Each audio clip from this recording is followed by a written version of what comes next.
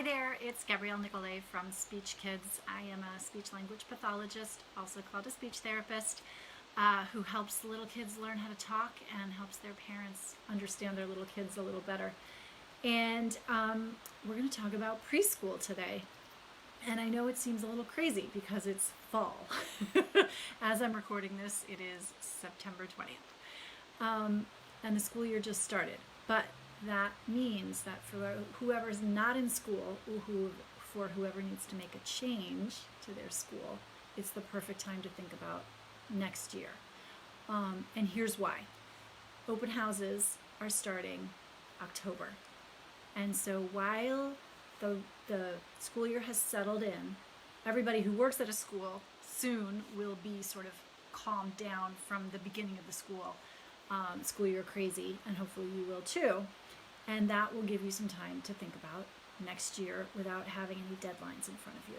And so I want to encourage you, if you're thinking about either changing your child's preschool or sending a child to preschool, that you set up some visits for yourself and go visit some schools that you think you might want to send your child to.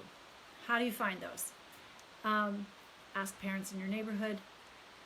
There's, many listservs on Facebook that can help you find those schools. Do a little search before you go asking everybody, because there's often lots of discussion around schools. And we're going to talk about some types of programs, because it turns out not all preschools are created equal. We're going to talk about those in a couple of days.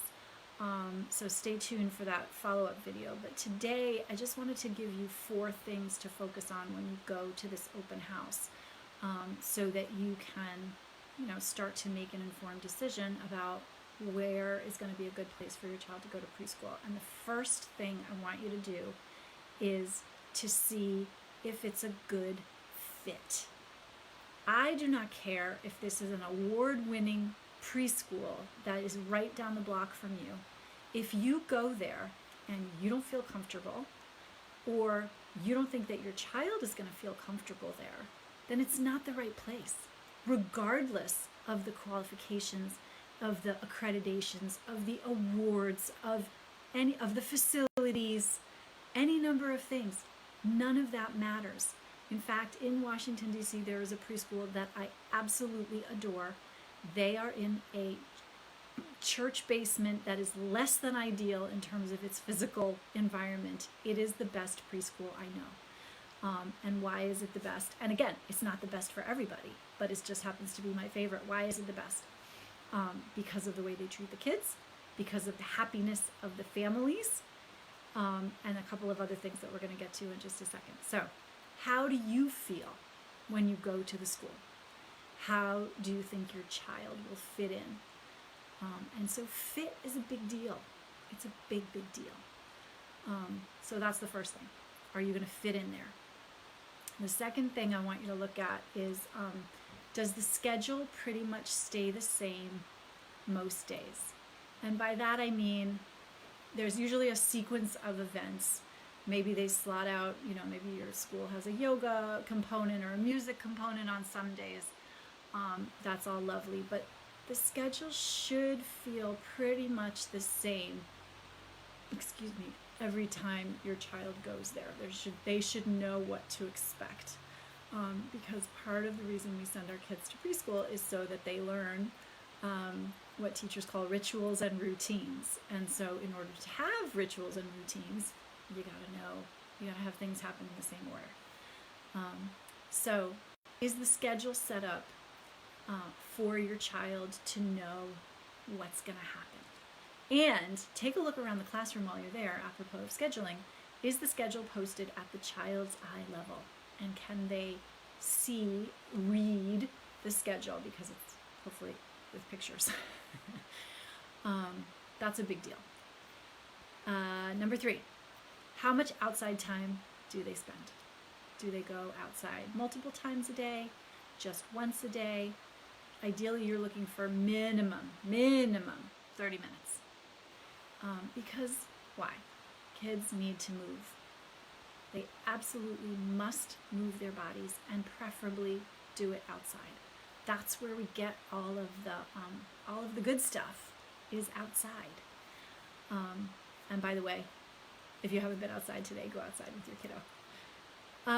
So that's 3. So fit, schedule, outside time. And then the 4th thing that you can pay attention to is just watch the teachers with the kids. And this goes along with fit a little bit, but how do they handle the kids? How do they talk about the kids? Are they respectful of the kids? Or is there a big disciplinary feature to the school? Or are they letting the kids sort of grow and learn in a more organic way? Some of that will have to do with your style, that you're most comfortable with. But you do want to have a school that's really going to, respect the unique person that your child is. And so when you're thinking about that, we want to think about how the teachers are interfacing with the students. So 4 things to look for. Consider scheduling some preschool visits. Even if you've got like a 1-year-old who's not going to be ready for school next year, and it doesn't sound like, oh my God, I couldn't possibly do that. Schedule some visits. Go and see what's going on.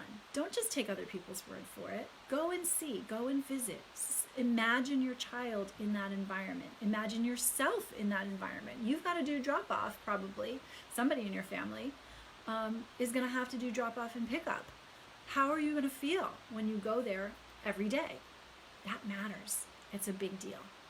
So we're going to talk more about different types of programs and what might be a right kind of program for what kind of child. So join me, I think it's Monday, but I'll post something here so that you can join me. And then next week on September 27th at 2:30 Eastern Time, so that's Friday, September 27th at 2:30 p.m. Eastern, I'll do a live Q&A about preschool questions that you have. So we'll spend a little bit of time answering questions about preschool on Friday the 27th. Okay, till next time, take care.